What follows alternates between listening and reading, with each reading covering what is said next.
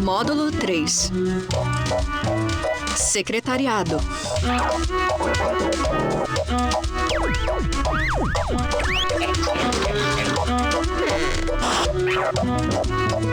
Programa 3. Logística de viagens. Já deu alguma coisa errada em alguma viagem sua? Já, na verdade, da minha avó. Tava parecendo que o voo tinha chegado, mas o voo não chegou e a gente ficou das 6 da manhã desse dia até as 8 da noite sem ter notícias dela. Já perdi bagagem. Aconteceu com meu filho também, criança que ficou sozinho no aeroporto em Congonhas. E a gente não tinha notícia, só que ele tinha passado para embarque, mas não chegava, né? E o pessoal pedia só para aguardar que o voo estava atrasado. Extraviaram minha bagagem. Eu fiquei 9 horas no aeroporto porque deu aquele problema com os aviões e tudo e eu fiquei lá. Eu saí às 11 horas do Panamá, quando cheguei uma noite aqui no Brasil, as malas não vieram. Eu só fui recebê-las um mês depois. Foi uma viagem para Minas, que como chegamos, eu e minha esposa não tinha reserva, não estava... Foi pago tudo antes e no hotel não tinha reserva feita. Ficamos na rua. Só de olhar esses cartazes já dá água na boca. Olha só isso. Mas viajar dá muito trabalho, são muitos detalhes e é preciso se antecipar aos problemas para evitar dores de cabeça. Não é à toa que as pessoas recorrem a agências de viagem como essa em que estamos. Vamos descobrir como fazer uma viagem tranquila, sem surpresas desagradáveis. Encontrou algum lugar, Suzana? Claro, encontrei sim. Moisés, dá para viajar sem sufoco? Dá, principalmente se você recorrer a um agente de viagens, né? O agente de viagens, ele funciona como um distribuidor de informações, de produtos e serviços e ele visa justamente assegurar a sua tranquilidade em suas viagens. E o que é importante, então, para fazer uma viagem tranquila? Planejar?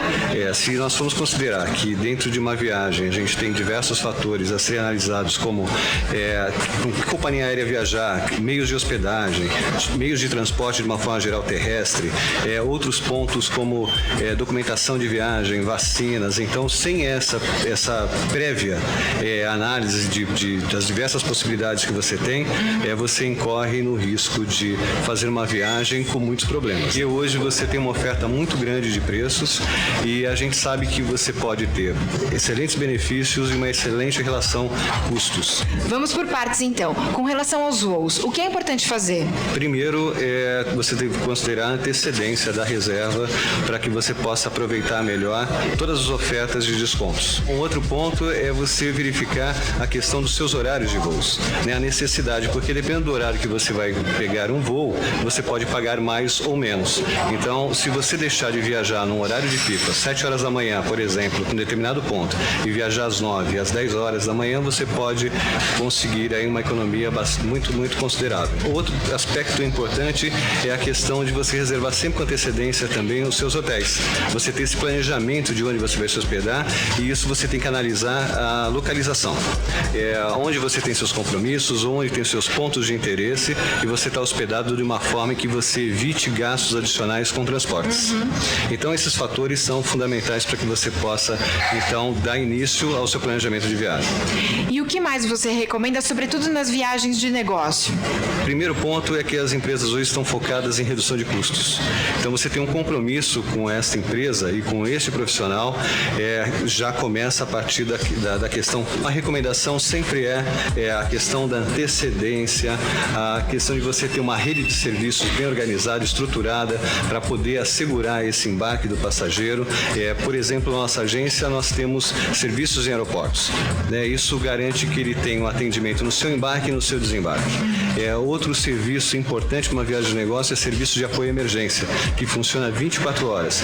Então, ele pode estar em qualquer lugar do mundo e ter uma necessidade de extensão de viagens, ou ele tem que retornar ao Brasil, ou estender sua viagem para outro país. Ele pode ligar a qualquer hora e esse serviço está pronto para lhe dar todo tipo de suporte.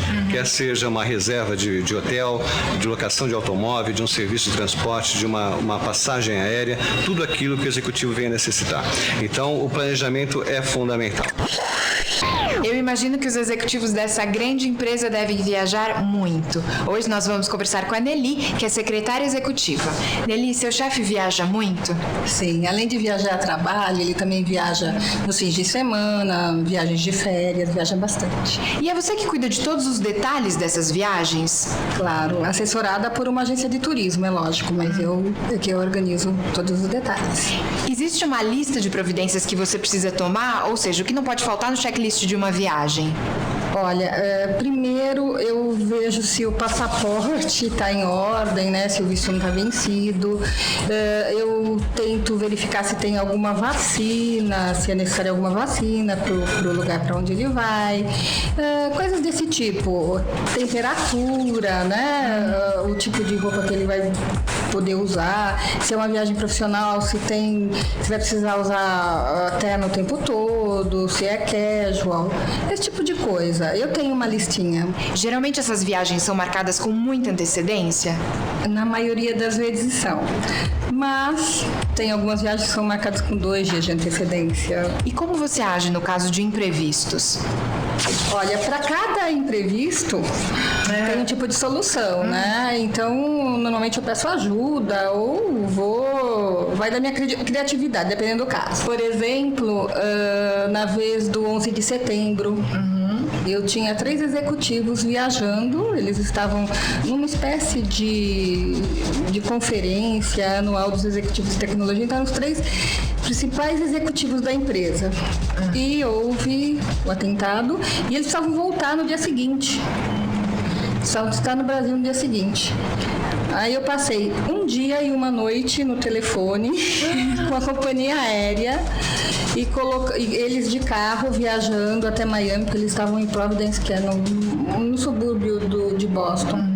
E eles passaram um dia viajando e até conseguir chegar em Miami e eu consegui embarcá-los no primeiro voo.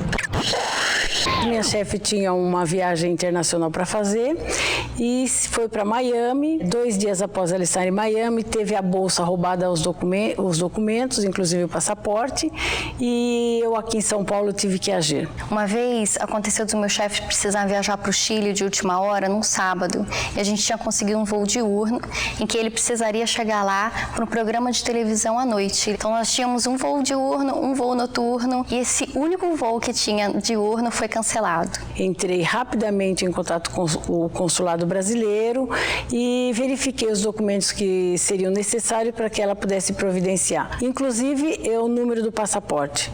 Isso foi uma coisa rápida porque eu tinha tudo anotado e tinha cópia desses documentos comigo. Ele me ligou em casa e falou: olha, Cíntia, eu preciso muito da sua ajuda. Eu preciso chegar lá no Chile até as 8 horas. Então eu peguei minha listinha de telefones úteis, acionei 2 agências de turismo para a gente trabalhar em conjunto. Liguei eu mesma em várias companhias aéreas para ver o que eu conseguia. E o chefe ligando, e aí, você conseguiu? Como é que tá? Eu preciso estar lá. Foi assim um sufoco total, mas o meu chefe foi pro Chile. Telecurso Tec, um programa de educação da Fundação Roberto Marinho e do Governo do Estado de São Paulo.